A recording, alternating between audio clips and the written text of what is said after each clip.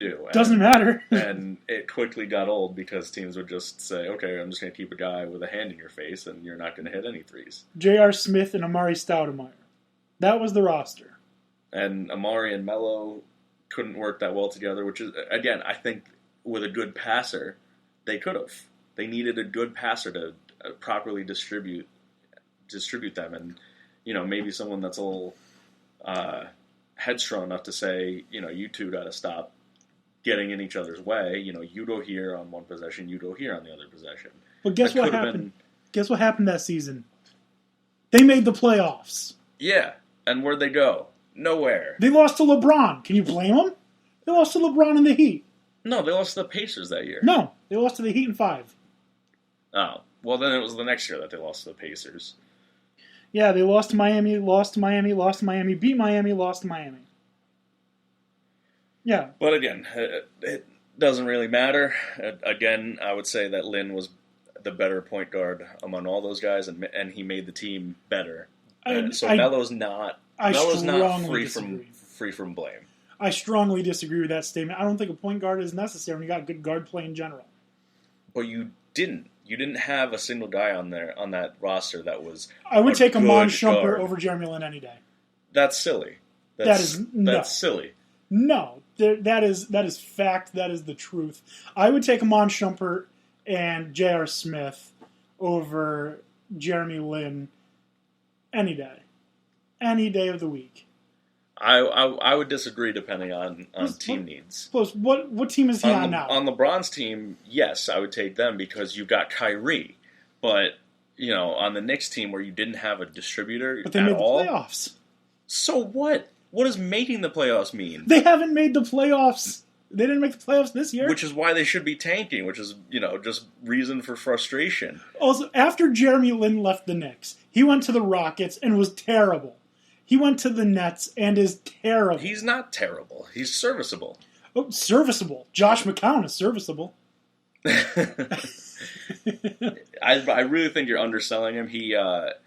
He's still good at driving. He gets smashed more than any other player, and he doesn't get the calls. I was actually just looking at a statistic. He gets fouled more than like LeBron. Because LeBron doesn't get fouled. No, he does. Big guys always get fouled, but LeBron's a superstar, so he gets the extra calls.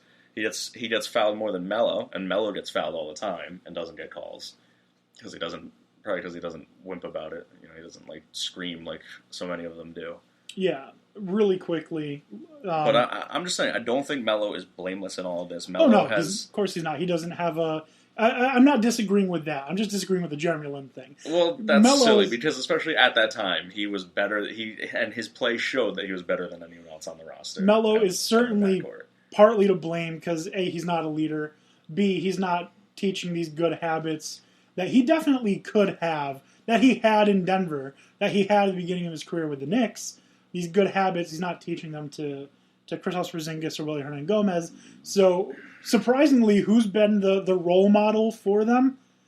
Joakim Noah, the bad guy, has been the one to teach them the quote-unquote good habits that they should have as, bigger guys. Right. Which is really funny because Joakim Noah, his entire career, has been the bad guy. Well, to other teams, I think he's been pretty well loved on his own teams. Yeah, because he's the bad guy. Yeah, but he's been that guy that does the dirty work. I wish he wasn't hurt because he was. I would have loved him if he wasn't. Yeah, well, whatever. He's probably going to be injured half that time anyway. Yeah. I would have loved him if he didn't have his shoulder injuries. I liked what he could do. He wasn't great, score. But he did. Yeah, he his did a lot defense is good. Yeah, but now he's pretty injured / broken suspended. down and. Yeah, and it was a silly contract either way. I don't think the contract was worth that whatsoever. But back to the lottery, because we're going all over the place again. Yes, the lottery. Stupid. And we're at an hour 5. Yeah. Stupid system. Just give it 1 through 30. If you are the worst team, you get the best. You get the top pick. If you're the best team, you get the last pick. I think that's how it is in every other sport. With the exception of trades and stuff like that, of course. Yeah. Okay, so did we go through your top 3 guys? that you think are gonna either for the Knicks or are gonna go top 3 overall? Okay, so top 3. I disagree with what you're going to say for number 1, but I think Lonzo Ball goes number 1. I think he goes number 1 if the Lakers get the top pick. I think whoever. It really if I was depends. front office, I would go Fultz, but there's reason behind picking Lonzo. I'm not going to disagree with that. Fultz is going to go number 2, and then number 3 is probably going to be what's his name from Kansas. Josh Jackson, whatever it is. Yeah, I don't really like him. I don't like him either, but I don't know why he's so high. I'd say Nidalinka or whatever over him, I think. But like I said, please, Knicks, get 6 or 7. De'Aaron Fox is the guy you want. De'Aaron Fox shut Lonzo Ball down. That's true. And then dropped 40 on him. So he has shown he can play defense against the elite, and he can play offense against the elite. All right. I dig it. Let's see what happens. I'm just hoping not Ball for the Knicks, but I'm sure wherever he goes, he'll do well. So let's talk about the series. Yeah. Amazing Celtics-Wizards series. Absolutely so phenomenal. Good. Unless you're a Wizards fan. Yeah. Or if you just hate Boston. Yeah, I mean, I hate Boston in general as a New Yorker. But, they're the least dirty now of the Boston teams. Yeah. Is there like a Boston... Patriots cheat. The Red Sox are yelling racial slurs. That's their fans. Doesn't matter. It's them. It's them. Is there like a Boston like badminton team? Because I don't know that we can say that the Celtics are the least dirty team. I mean, of professional sports, because there's Boston College, which is just a classic football team. Yeah, I'd agree with that. And I have no hatred basketball. for them. Yeah, I don't hate that. I just feel bad that they're in Boston. There's also a semi-professional team, semi-professional football team from Boston that I used to coach for the Albany Metro Maulers. I was their offensive defensive line coach. Little shout out for them. We went to Boston, just outside of Boston actually, to play against a team called the Boston Seminoles. There are no Seminoles in Boston. As much as I hate geographically incorrect when it comes to divisions, I hate historically incorrect when it comes to teams. There's no Seminoles in Boston. All right. So, anyways, great IT, series. Has really shown that he's a great point guard. Kind of, came from nowhere this past season. Really came from the Kings. Well, yeah, maybe that's where good players go to die. Really showed that he dead players go to get buried. Yeah, really showed that he deserves to. Be a perennial playoff player, I guess. Is there any chance that he sneaks into the MVP discussion? Because he's looked like it. I mean, if you looked at fantasy points, he got me like 50 points a night. I mean, like playoff MVP? Just in general. Well, wasn't that settled? Wasn't it Westbrook? Oh, I don't know. I thought that was settled. I don't know for sure. Again, I don't really care about who MVP is as much as who wins the whole thing. Yeah, that was a great series. Wall was playing out of his mind. I thought that could have easily gone either way, but Boston had the better record and had that home court advantage, and the two Bradleys certainly helped. The two Bradleys in that series were just phenomenal. Bradley Beal and Avery Bradley for the Wizards and the Celtics respectively. Mm-hmm. Absolutely crazy. I can't. They're the best supporting characters in the playoffs so far. Yeah. No one else has been as good of a number 2 as they have. Yeah. I would definitely agree with that. I'm just glad that we got to see it. Boston Celtics.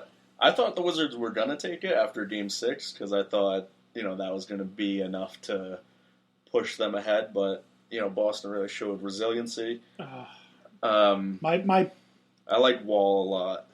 Yeah, he's a good guy. I think he makes. Yeah, I think he's great for the DC area. Gives a ton back, and he's another one of those players that really makes the team around him better. Yeah, I mean, because I don't know if it's necessarily that he makes them better, but I think his presence makes them confident. True. Whatever it is, statistically, when you play with him, your 3-point percentage goes up.